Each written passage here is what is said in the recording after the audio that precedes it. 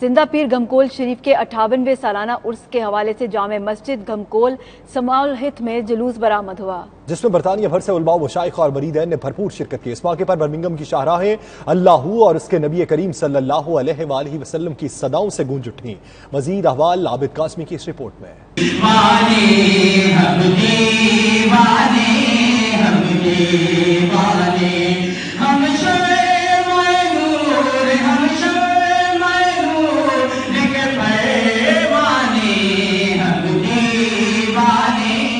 اٹھاونویں سالانہ عرس زندہ پیر گھمکول شریف کے حوالے سے جلوس جامع مسجد گھمکول سمال ہتھ سے برآمد ہوا، جس میں برطانیہ بھر سے علماء و مشائخ اور مریدین نے بھرپور شرکت کی۔ جلوس برمنگھم کی مختلف شاہراہوں سے گزرا۔ شرکاء نے اپنے ہاتھوں میں بینرز اٹھا رکھے تھے اور وہ اللہ اور نبی کریم صلی اللہ علیہ وآلہ وسلم کے حق میں صدائیں بلند کرتے رہے۔ جلوس کے اختتام پر شان اولیاء کانفرنس کا انعقاد کیا گیا، جس میں برطانیہ بھر سے علماء اکرام اور مشائخ کے ساتھ ساتھ ہر مکاتب فکر سے تعلق رکھنے والے افراد اور مریدین بھی شامل تھے۔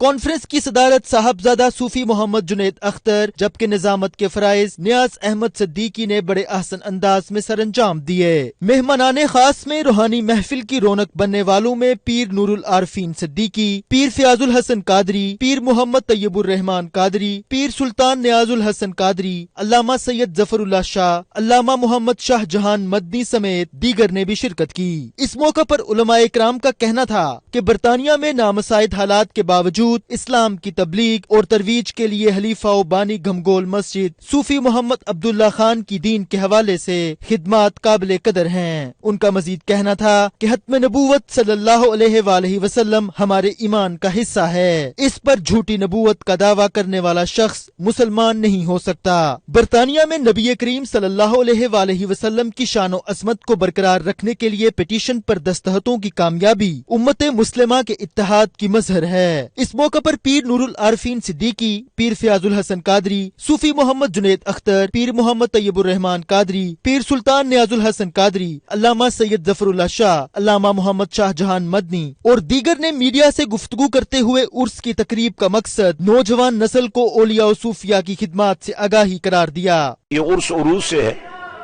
اور یہ وہ خوشی ہے جو ختم ہونے والی نہیں ہوتی، یعنی جب بندہ اللہ کے جلووں میں فیضیاب ہونا شروع ہو جاتا ہے اور ولایت کے اس مقام پر پہنچ جاتا ہے کہ اس کی ہر گھڑی قبر کے اندر کی، حشر کے اندر کی، وہ پہلے سے بہتر کر دی جاتی ہیں۔ جہاں اسلام اللہ کے ساتھ تعلق قائم کرنے کا حکم دیتا ہے، وہاں اس کی مخلوق کے ساتھ محبت شفقت کا حکم دیتا ہے۔ صوفیہ کرام نے جہاں پر بھی وہ گئے ہیں، انہوں نے مخلوق خدا کی خدمت کی اور ذکر الہی کے ذریعہ سے بندوں کا تعلق اللہ سے قائم کر دیا۔ Today, especially this weekend's Urs, the 58th annual Urs Sharif started by Hazrat Sufi Sahib, was on the topic of tasawwuf. It was to remind everyone that they need to come back and reconnect with Allah subhanahu wa ta'ala. Unfortunately, in the 21st century, we've gone away from reconnecting with Allah subhanahu wa ta'ala and we've connected our hearts to the worldly matters. وہ فیض جو گھمکول شریف سے اٹھا اور صوفی محمد عبداللہ خان اور پھر صوفی جاوید رحمت اللہ علیہ اور پھر ان کے صاحبزادے تک یہاں تک جو پہنچا، اس کا ایک ہی میسج ہے کہ اولیاء اللہ وہ ہیں جو دلوں کو جوڑنے والے ہیں۔ اتفاق، اتحاد اور کلمہ ہمیں یونائٹ کرتا ہے، چاہے ہم جس ملک میں ہوں، جس کلر سے تعلق رکھتے ہوں۔ صوفیاء کرام کی تعلیمات کے سلسلے میں حضور زندہ پیر روشن ضمیر شہنشاہ گھمکول کی تعلیمات اور ان کے ارادت مند پوری دنیا میں پھیلے ہیں۔ ضرورت اس امر کی ہے کہ کام کرنے والوں پر توجہ دی جائے۔ صاحبزادہ جنید اختر صاحب کو اپنے مرشد پاک، اپنے دادا محترم اور اپنے والد صاحب کا فیض بھی نصیب فرمائے اور ان کے نقش قدم پہ چلنے کی بھی توفیق عطا۔ The path of Islam, which is the reality of Islam, that bestows the love, unity and oneness of all mankind.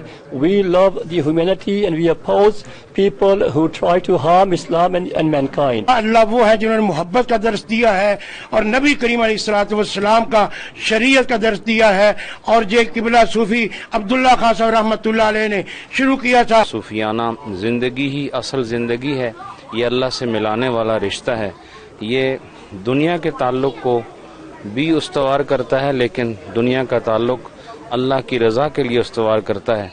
اور آج یہ خوبصورت ماحول जो हमें नज़र आ रहा है, इसमें यकीनन मशाइख तरीक़त का पूरा हिस्सा है। इस दौरान जामिया मस्जिद घमगोल शरीफ के नौजवान जानशीन साहबजादा सूफी मोहम्मद जुनैद अख्तर ने तमाम उलमाए मुशाइख और अकीदतमंदों के महफिल की जीनत बनने पर शुक्रिया अदा किया।